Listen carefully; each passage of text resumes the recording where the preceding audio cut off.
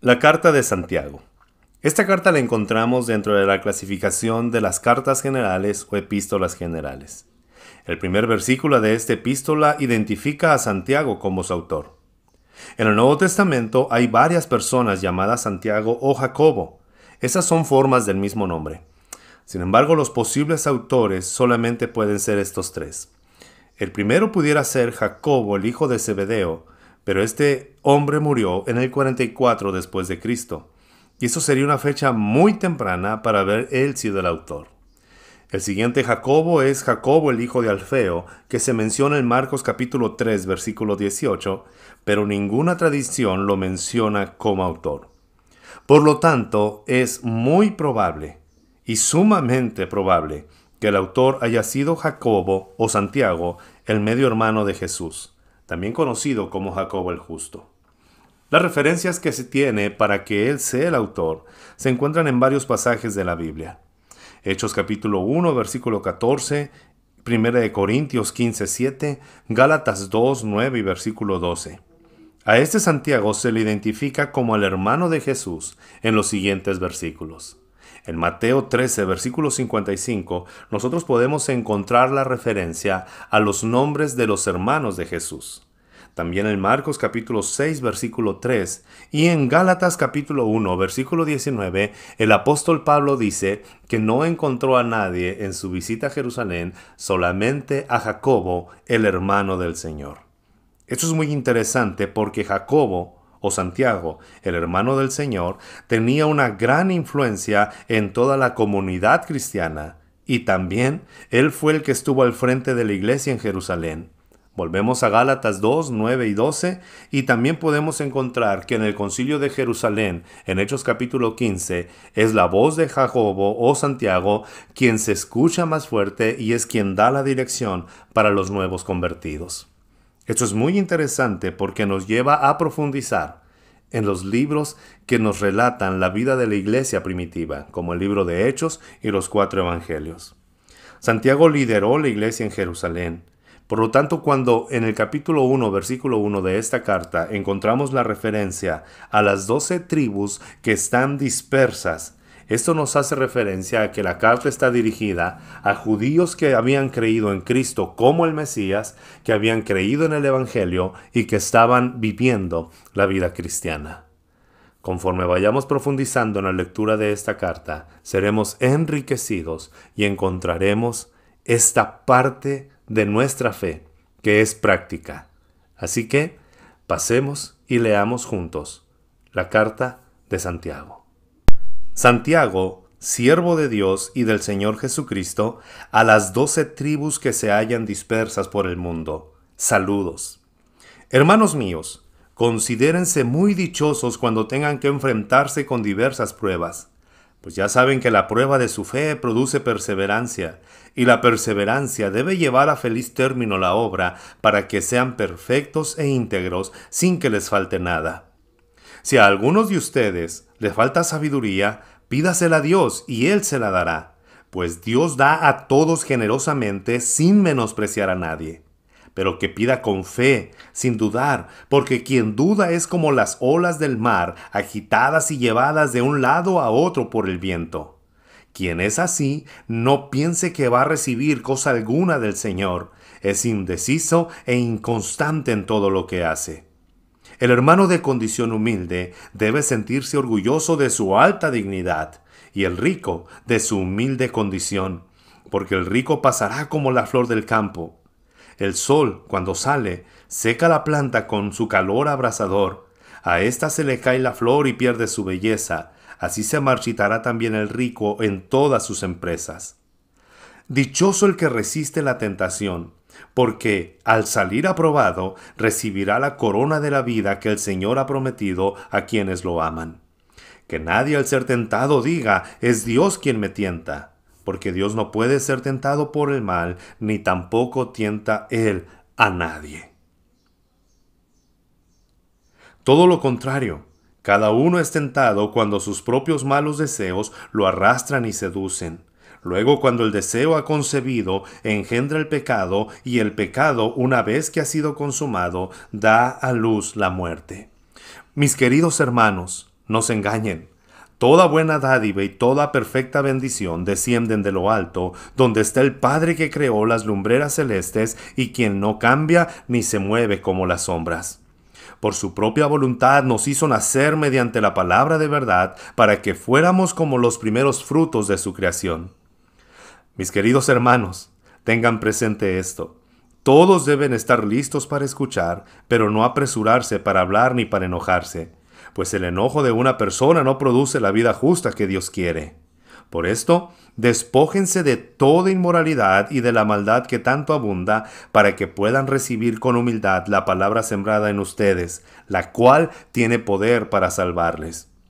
No se contenten solo con oír la palabra, pues así se engañan ustedes mismos. Llévenla a la práctica. El que escucha la palabra pero no la pone en práctica es como el que se mira el rostro en un espejo y después de mirarse se va y se olvida enseguida de cómo es. Pero quien se fija atentamente en la ley perfecta que da libertad y persevera en ella, no olvidando lo que ha oído, sino haciéndolo, recibirá bendición al practicarla. Si alguien se cree religioso pero no le pone freno a su lengua, se engaña a sí mismo y su religión no sirve para nada. La religión pura y sin mancha delante de Dios nuestro Padre es esta: atender a los huérfanos y a las viudas en sus aflicciones y conservarse limpio de la corrupción del mundo. Hermanos míos, la fe que tienen en nuestro glorioso Señor Jesucristo no debe dar lugar a favoritismos. Supongamos que en lugar donde se reúnen entra un hombre con anillo de oro y ropa elegante, y entra también un pobre desarrapado. Si atienden bien al que lleva ropa elegante y le dicen: siéntense usted aquí en este lugar cómodo, pero al pobre le dicen: quédate ahí de pie o siéntate en el suelo a mis pies, ¿acaso no hacen discriminación entre ustedes, juzgando con malas intenciones? Escuchen, mis queridos hermanos. ¿No ha escogido Dios a los que son pobres según el mundo, para que sean ricos en la fe y hereden el reino que prometió a quienes lo aman? Pero ustedes han menospreciado al pobre. ¿No son los ricos quienes los explotan a ustedes y los arrastran ante los tribunales? ¿No son ellos los que blasfeman el buen nombre de aquel a quien ustedes pertenecen? Hacen muy bien si de veras cumplen la ley suprema de la Escritura: ama a tu prójimo como a ti mismo. Pero si muestran algún favoritismo, pecan y son culpables, pues la misma ley los acusa de ser transgresores. Porque el que cumple con toda la ley, pero falla en un solo punto, ya es culpable de haberla quebrantado toda. Pues el que dijo: no cometas adulterio, también dijo: no mates. Si no cometes adulterio, pero matas, ya has violado la ley. Hablen y pórtense como quienes han de ser juzgados por la ley que nos da libertad, porque habrá un juicio sin compasión para el que actúe sin compasión. La compasión triunfa en el juicio. Hermanos míos, ¿de qué le sirve a uno alegar que tiene fe si no tiene obras? ¿Acaso podrá salvarlo esa fe? Supongamos que un hermano o una hermana no tiene con qué vestirse y carece del alimento diario, y uno de ustedes le dice: vaya en paz, abríguese y coma hasta saciarse, pero no le da lo necesario para el cuerpo. ¿De qué servirá eso? Así también la fe por sí sola, si no tiene obras, está muerta. Sin embargo, alguien dirá: tú tienes fe y yo tengo obras. Pues bien, muéstrame tu fe sin las obras, y yo te mostraré la fe por mis obras. ¿Tú crees que hay un solo Dios? ¡Magnífico! También los demonios lo creen y tiemblan. ¡Qué tonto eres! ¿Quieres convencerte de que la fe sin obras es estéril?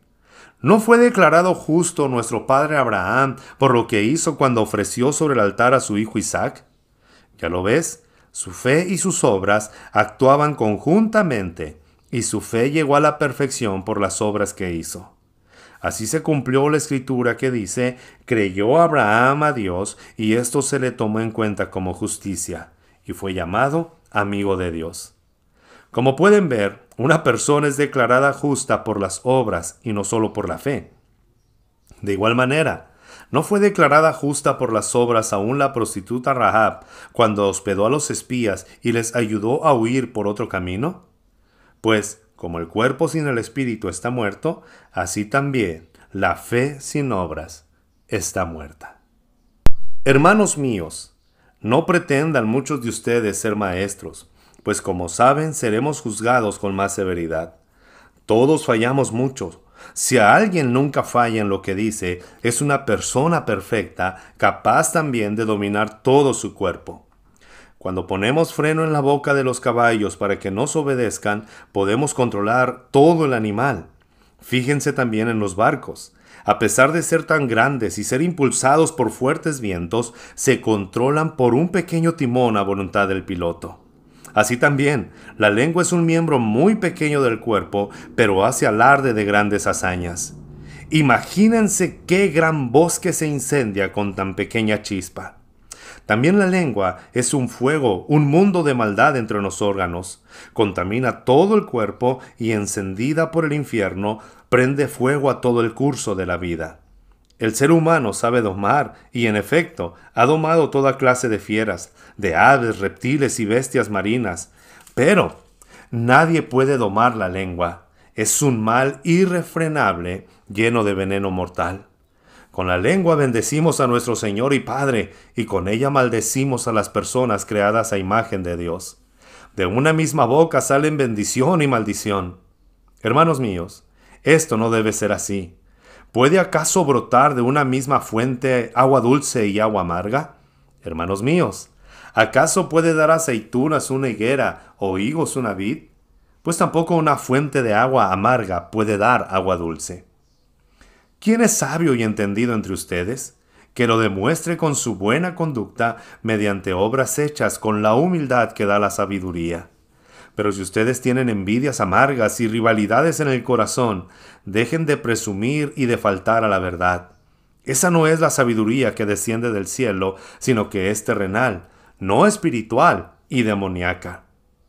Porque donde hay envidias y rivalidades, también hay confusión y toda clase de acciones malvadas.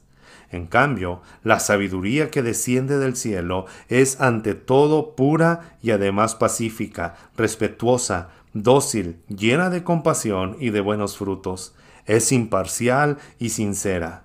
En fin, el fruto de la justicia se siembra en paz para los que hacen la paz. ¿De dónde surgen las guerras y los conflictos entre ustedes? ¿No es precisamente de las pasiones que luchan dentro de ustedes mismos? Desean algo y no lo consiguen.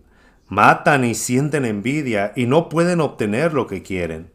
Riñen y se hacen la guerra. No tienen porque no piden. Y cuando piden, no reciben porque piden con malas intenciones para satisfacer sus propias pasiones. ¡Oh gente adúltera! ¿No saben que la amistad con el mundo es enemistad con Dios? Si alguien quiere ser amigo del mundo, se vuelve enemigo de Dios. ¿O creen que la Escritura dice en vano que Dios ama celosamente al Espíritu que hizo morar en nosotros? Pero Él nos da más gracia. Por eso dice la Escritura, Dios se opone a los orgullosos, pero da gracia a los humildes. Así que sométanse a Dios. Resistan al diablo y Él huirá de ustedes. Acérquense a Dios y Él se acercará a ustedes. Pecadores, límpiense las manos. Ustedes los indecisos, purifiquen su corazón. Reconozcan sus miserias, lloren y lamentense. Que su risa se convierta en llanto y su alegría en tristeza. Humíllense delante del Señor y Él los exaltará.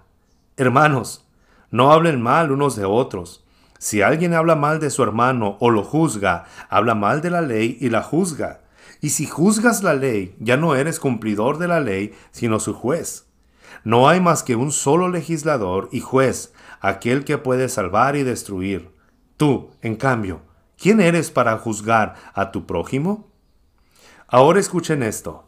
Ustedes que dicen, hoy o mañana iremos a tal o cual ciudad, pasaremos allí un año, haremos negocios y ganaremos dinero. Y eso que ni siquiera saben qué sucederá mañana. ¿Qué es su vida?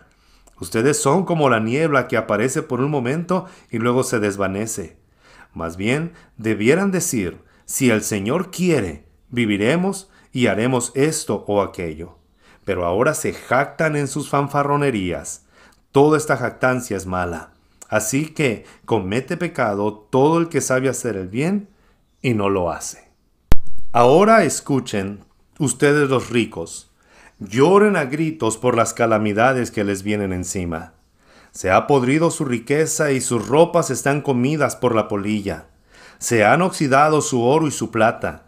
Ese óxido dará testimonio contra ustedes y consumirá como fuego sus cuerpos. Han amontonado riquezas, y eso que estamos en los días finales. Oigan cómo clama contra ustedes el salario no pagado a los obreros que trabajaron en sus campos. El clamor de esos trabajadores ha llegado a oídos del Señor de los ejércitos. Ustedes han llevado en este mundo una vida de lujo y de placer desenfrenado. Lo que han hecho es engordar para el día de la matanza.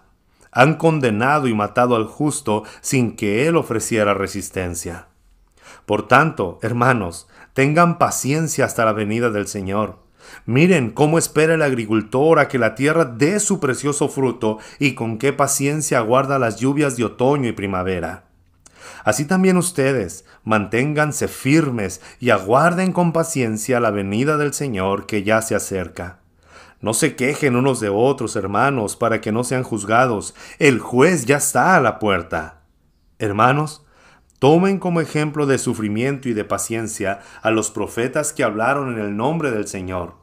En verdad, consideramos dichosos a los que perseveraron. Ustedes han oído hablar de la perseverancia de Job y han visto lo que al final le dio el Señor. El Señor es muy compasivo y misericordioso. Sobre todo, hermanos míos, no juren ni por el cielo, ni por la tierra, ni por ninguna otra cosa. Que su sí sea sí y su no, no, para que no sean condenados. ¿Está afligido alguno entre ustedes? Que ore. ¿Está alguno de buen ánimo? Que cante alabanzas. ¿Está enfermo alguno de ustedes? Haga llamar a los líderes de la iglesia para que oren por él y lo unjan con aceite en el nombre del Señor. La oración de fe sanará al enfermo y el Señor lo levantará. Y si ha cometido pecados, sus pecados se le perdonarán.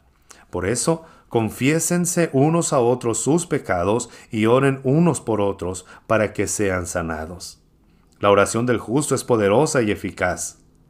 Elías era un hombre con debilidades como las nuestras. Con fervor oró que no lloviera y no llovió sobre la tierra durante 3 años y medio. Volvió a orar y el cielo dio su lluvia y la tierra produjo sus frutos. Hermanos míos, si alguno de ustedes se extravía de la verdad y otro lo hace volver a ella, recuerden que quien hace volver a un pecador de su extravío lo salvará de la muerte y cubrirá muchísimos pecados.